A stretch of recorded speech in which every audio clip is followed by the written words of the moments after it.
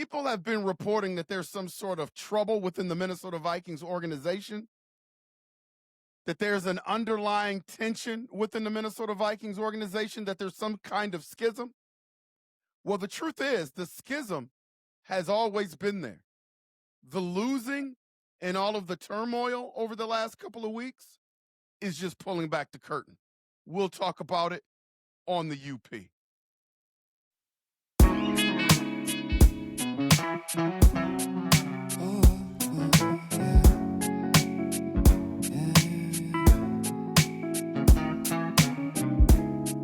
I don't know who I am. Can I say? Powered by Riverside FM. There are a lot of reports coming out that there's some sort of underlying schism within the Minnesota Vikings organization, some sort of divide, disagreement, what have you. Let me let you in on a little secret. Like, no matter what organization you're involved in, no matter how good things may seem to be from an outside, there are schisms all over the place, man. You look at the Kansas City Chiefs, who've won multiple Super Bowls, everything is going great. There's schisms within that organization. But the difference is winning covers up a lot of stuff. And I made a video a couple of weeks ago about Kevin O'Connell's honeymoon period is over. And because of the turmoil that's going on within the Minnesota Vikings organization, things are starting to float up to the top that a lot of people think are just occurring that have always been there, man. Think about this. Like the Wilfs, when they got rid of Mike Zimmer, this is what happens in leagues. Like, you want to go as far away from the previous coach in terms of what he did, the philosophy, the culture, and hire a new guy that is probably the complete opposite. This is what organizations do. It's meant to be a breath of fresh air. It's meant to appease the fans. It's meant to sell tickets. If you look at Mike Zimmer and you look at KOC, man, those are the complete opposites. And so when KOC got the job, essentially, it was a breath of fresh air. Remember Kendricks, linebacker for the Minnesota Vikings, said that Zimmer built an environment or a culture of fear within the organization. Can you say the same thing now about KOC? Complete opposite. Complete opposite, UP Nation. See, the first thing you need to do to find a resolution to a problem or find a solution to a problem, you have to admit that you have a problem, and you have to admit that maybe some of the decisions that you made caused the problem. If you turn a blind eye to whatever issue you have, the problem never gets solved. The Wilfs, when they were looking for a head coach, you would think that first and foremost, that a guy that would appeal to the Minnesota Vikings organization to flip this thing and turn this thing around would be a football guy. Jim Harbaugh, when he was in the building, interested in the job, I don't think anybody would disagree that Jim Harbaugh is not a football guy. Everything about Jim Harbaugh is a football guy. Whether you like him that he's quirky, whether you dislike him because there was some sort of scandal at Michigan, whatever you want to put on Jim Harbaugh, you can't deny that he is a football guy. The Wilfs had every opportunity to hire a football guy, but they went the KOC route. And not that KOC isn't a football guy, but I think if you were to put this thing on a scale with Harbaugh and KOC, who's more of a football guy, Jim Harbaugh or KOC? I don't think anybody would disagree that Jim Harbaugh is more of a football guy than KOC. KOC is a culture builder. If we were talking about culture building and we put this thing on a scale, who's more of a happy-go-lucky culture builder? I don't think anybody would have a problem saying KOC is. Not that Jim Harbaugh is not a culture builder, because Jim Harbaugh can build a culture, but it's going to look a little bit different. And I think what the Wilfs wanted at the time was a certain type of culture builder, and that was priority over the football guy. Then you look at KOC coming in as a head coach, knowing he's going to be the offensive coordinator or the play caller. You can say Wes Phillips is an offensive coordinator. He's more of a, installation guy. KOC calls the plays. But then you hire a guy in KOC who's going to call the plays that didn't call plays at his previous stop with the Rams. Everybody gets so enamored with the Super Bowl and the title of offensive coordinator with KOC. KOC didn't call plays. So now magically, when KOC starts to call plays for the Minnesota Vikings, we expect a seamless transition from a guy that never called plays to now a guy that's running the show. And we expected great results, and the results haven't been there. My thing about KOC for the past 4 years has always been this. I sound like a broken record, but not that the offense has been bad, because the offense has not been bad over the 4 years. I just don't see the level of genius that was sold to us when KOC first got the job. And it's funny because we didn't hire the football guy in Harbaugh, but we hired KOC, a non-play caller at the time, and we expect great football decisions with a guy who wasn't the best football guy, and then we want great play calling from a guy who never called plays. See, these are decisions that the Vikings have to live with now and have to try to find a way to get out from under. Like, there have been, when you give things the eye test, when we had a Kirk Cousins, the offense wasn't bad. It was his first year. The Minnesota Vikings did pretty well. Second year, Kirk Cousins gets hurt. I don't think anybody would blame anybody if the offense didn't look the same with your number one quarterback out. Last year, we had a stopgap guy in Sam Darnold. Offense looked pretty good. And now, finally, when we get our guy, he's been in and out. He's been hurt, but the offense has looked kind of pedestrian. And everybody focuses on not the talent that's been accumulated. It's the decision-making in key moments from a guy that we hired to call plays that had never called plays before. And so now we expect great results from that. The schism that's within the Minnesota Vikings locker room, man, showed itself during the whole Kirk Cousins, would we bring him back, would we not bring him back? Go back to the press conference. Go back to the press conference when Kirk Cousins made it apparent that he was going to the Atlanta Falcons. Remember that press conference? Man, if you haven't seen the press conference, Google it, YouTube it, whatever you want to do. Go back and look at the body language between Kwesi Adofo-Mensah and KOC. See, KOC wanted Kirk Cousins to stay because not that he was all invested in Kirk Cousins, but KOC knew at the time that Kirk Cousins gave them the best opportunity to continue what they were doing, even coming off an Achilles, to win. He knew the system. He was a smart guy. I think they were in step with each other, meaning Kirk Cousins and KOC. And so I don't think KOC wanted Kirk Cousins to go. Man, you remember that press conference. Kwesi Adofo-Mensah wasn't going to pay the premium that Kirk Cousins wanted and commit to the level that Kirk Cousins wanted. And I believe that KOC probably was kind of in agreement with that.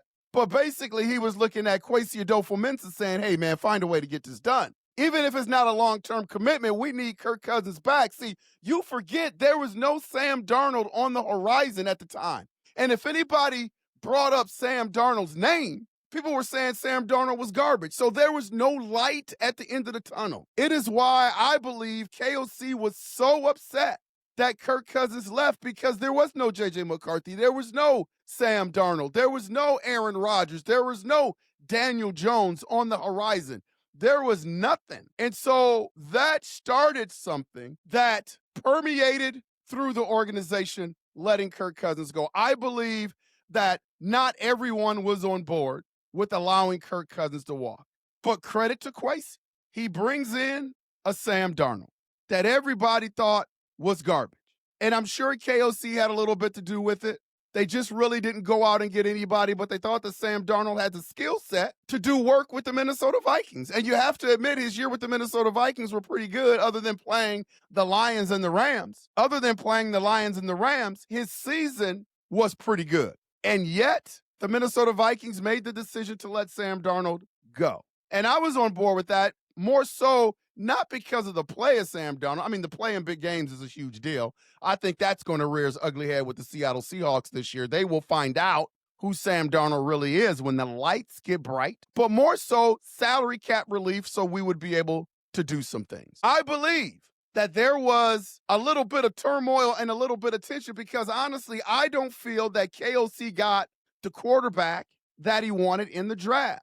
I don't think that JJ is a bad plan B, but we all know that KOC, JJ McCarthy, was not first on his board. I firmly believe, realistically, in the quarterbacks that were coming out that we could get, Drake May was the guy that KOC wanted. And I don't believe that Kwesi Adofo-Mensah sat on his hands in terms of that draft, but he tried to make things work. New England just wasn't going to give up that pick. So therein they lose Drake May. Michael Penix was around there. We got jumped by the Atlanta Falcons for Michael Penix. And J.J. McCarthy was sitting right there, so we got J.J. McCarthy. But I do think during that decision-making process, little tension. KOC, again, at the quarterback position, did not get what he wanted.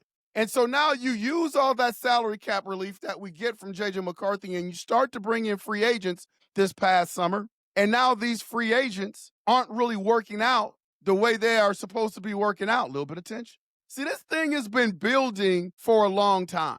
And winning has covered up a lot of stuff, UP Nation, Skull Nation, Purple Gang. Winning covers up a lot of stuff. If you think there aren't tensions, again, with the Kansas City Chiefs, you're wrong. They're just winning football games. So when you're winning football games, nobody wants to rock the boat. There are going to be, I think this last stretch of the Minnesota Vikings season is going to be tough. It's going to be tough. I hope they come out. I hope J.J. McCarthy comes out and balls on Sunday.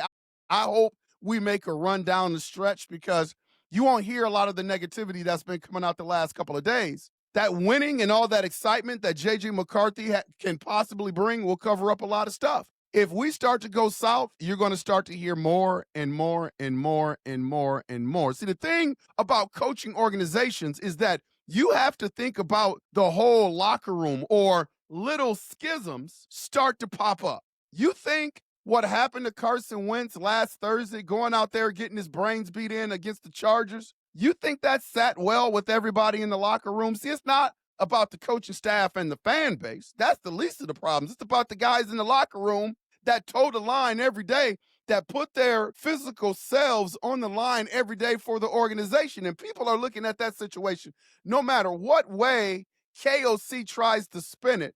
You know, if you listen to KOC over the past couple of days answering for why Carson Wentz stayed in the game, basically he said, and I'm paraphrasing, hey, Carson Wentz is a warrior.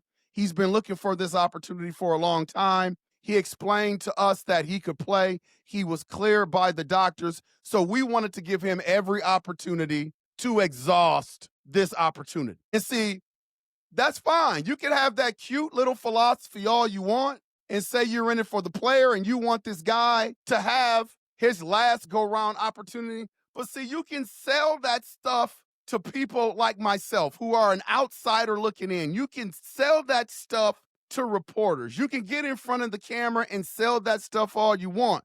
But at some point in time, you've got to walk back in that locker room. See, you can't, people that are around it every day and see it every day, you can't bullshit. You can't pull the wool over the eyes of the guys in the locker room that are seeing, hearing, watching everything. And so guys on the sideline watching Carson Wentz get his brains beat in, man, I guarantee you this, that did not resonate well with everybody in that locker room. You look at a guy like Christian Darrisaw going through what he is going through with his knee. Big guy, ACL, total knee repair. And there is obviously a schism, whether it's Darrisaw that wants to take a more cautious approach and the Minnesota Vikings saying, hey, you're clear, let's get you back out there, or vice versa. They are not on the same page with that injury. Little tension, little schism. It is amazing to me that some of the decisions that are made, people expect just different results. See, you don't have a lot of football guys that are making great football decisions. You could have had one of the best football guys on the planet in Jim Harbaugh. You said no to that. You hired a GM in Kwesi Adofo-Mensah, who is not a football guy. He is a Wall Street, rely on analytics type individual. Analytics is great, but it should be something that enhances your football decision making. It shouldn't be the first thing that you go to. But if you're not a football guy, like Kwesi is not a football guy, he's heavily reliant on analytics and his scout team, where he can't necessarily rely on his eye. I'm not saying that Kwesi doesn't know a whole lot about football, but he's definitely not a football guy. And this is the guy that is making the majority of the decisions on how to build this football team. That is a big cog. And so you wonder why, when we look at our history under Kwesi, we don't have a great draft history. He's not a football guy.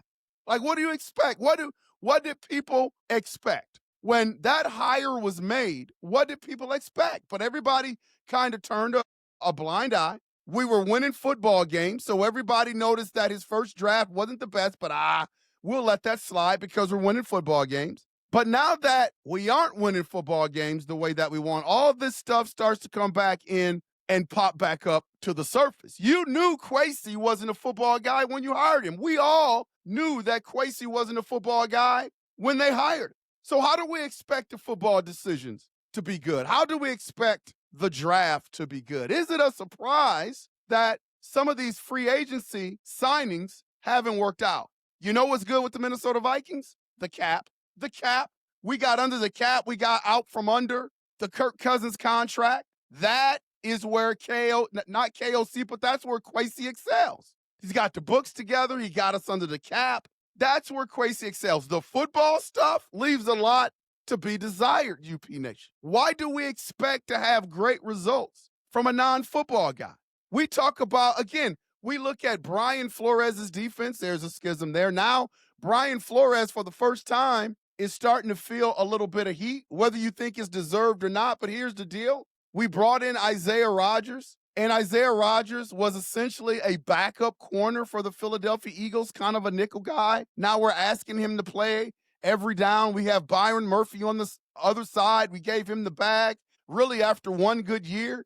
Previous years, he was kind of pedestrian. That's why the Cardinals let him go. Wasn't sure that if he was that guy at corner, but we took him. And here's the deal that we don't think about when it comes to these free agency, man. Anytime you're able to sign a free agent from an organization, the organization that they came from decided that they weren't worth the money or the trouble. Think about our free agents that we let go. Cam Bynum. We didn't think that Cam Bynum was worth the money. Think about Sam Darnold. We didn't think Sam Darnold was worth the money. We prioritized other areas. So when you talk about Hargrave, when you talk about Allen, when you talk about Rodgers, their previous organizations looked at them and saw something where they said to themselves, we're not giving this guy the bag.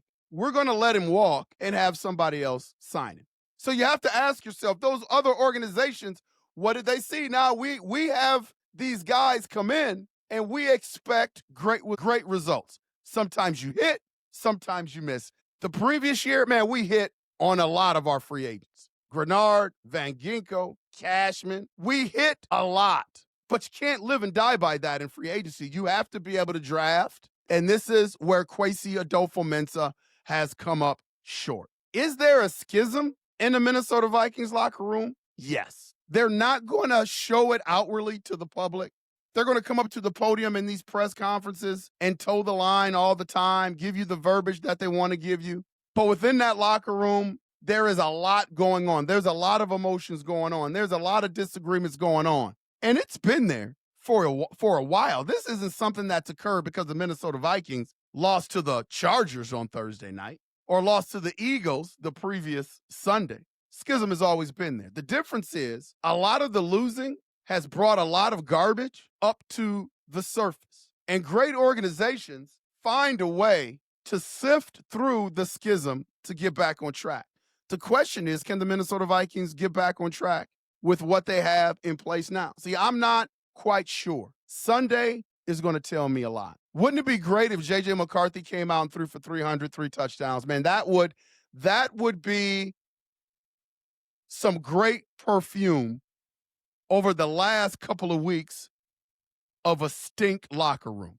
It'll be a great perfume. And all of the schism talk, all of the disagreement, all of that stuff will start to float back down to the surface. I've said in previous videos that I just think that this thing is probably going to go south a little bit. We've got to win games. The more games that we lose down the stretch, the more frustrated the fan base becomes, the more frustrated the locker room becomes, the more frustrated your key players become, a.k.a. Justin Jefferson, the more frustrated the coaching staff becomes. Every decision that is made when you're not winning pisses a lot of people off. I guarantee you there were some people that didn't like the fact that Jordan Addison played overseas when he missed a walkthrough. I guarantee that guys in that locker room didn't care for that very much. And KOC is supposed to be this culture builder. It undermines everything that you have tried to build in terms of culture within the Minnesota Vikings locker room. Is there a schism within the locker room? Yes. And it's only going to manifest and get worse if we don't win football games.